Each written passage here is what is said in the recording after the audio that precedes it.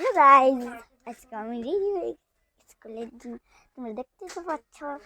আর এখন দেখো আমি স্কুলে যাবো।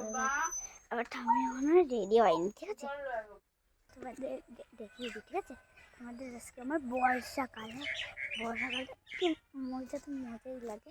এই দেখো ফার্স্টের দিকে দেখতে দেখো মজা লাগছে না? হ্যাঁ, এখন আমি কী করবো, এখন আমি স্কুল যাবো। ঠাম্মি রেডি হয়ে গেছে। তোমাদের ঠাম্মিকে দেখবে, ঠিক আছে? ঠাম্মিকে দেখলে হচ্ছে এত